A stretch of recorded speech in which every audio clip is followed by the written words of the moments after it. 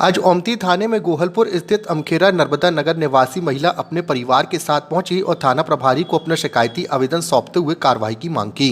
दरअसल महिला ने अपने पति व ससुराल जन के खिलाफ शिकायत सौंपी है।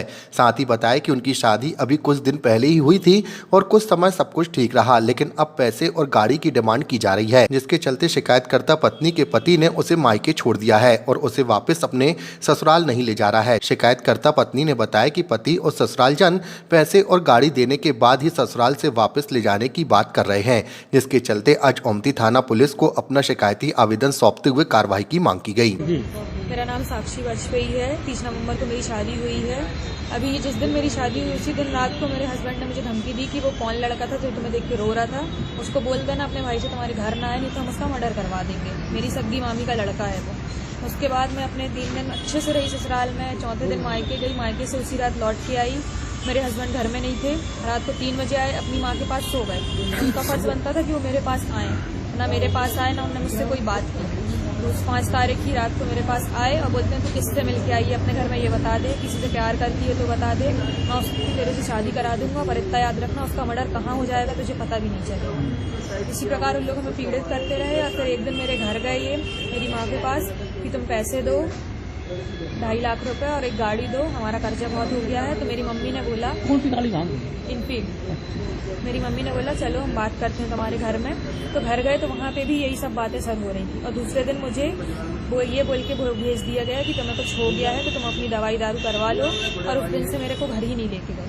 अब आज जब घर गई तो ये मुझे घर में रखने से इनकार कर रहे हैं और मेरे ऊपर झूठे आरोप लगा रहे हैं। क्या नाम है पति का? क्या नाम है? पति का नाम आशीष दीक्षित। कहाँ रहते हैं? साक्षी वाजपेयी। आप कहाँ के रहने वाले? गोहलपुर रसल चौक नर्मदा नगर से आए हैं। मेरा नाम सविता वाजपेयी है। मेरी बेटी का नाम साक्षी वाजपेयी है। 30 नवंबर को इनकी शादी हुई। कहाँ पे? रसल चौक। उसके बाद शादी होने के क्या बाद नाम है बेटे आशीष दीक्षित के साथ शादी जी। फिर उसके बाद 3 दिन तक मेरी बेटी बिल्कुल सही तरीके से रही।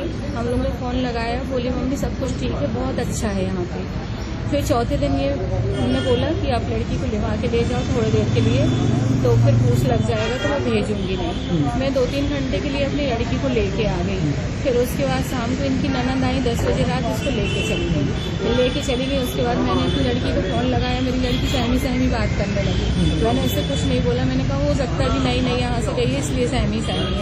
फिर उसके बाद दूसरे दिन भी मैंने इसको फ़ोन लगाया तो ये रोने लगी। मैंने बोला क्या हो गया बेटा, क्यों रो रही हो? इसने मुझसे कुछ नहीं बताया, बोलती कुछ नहीं मम्मी।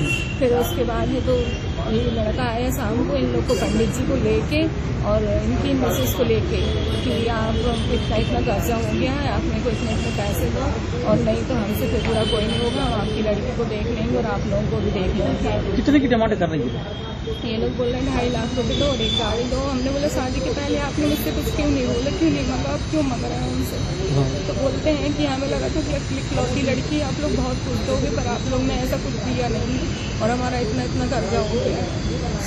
और फिर उसके बाद इनके लड़के ने रात में मेरे को फ़ोन लगाया दिन में, बोलते इसको कोई मुसलमानी से आया हो गया है और मैंने कोई वो है क्या बोलते हैं उसको नहीं माही शुक्ला किन्नर है, बोले मैंने उससे दिखवाया है तो उसने ये बोला है कि इसके ऊपर कोई मुसलमानी विद्या हो गई, तो आप एक काम करो इसको झड़वा दो।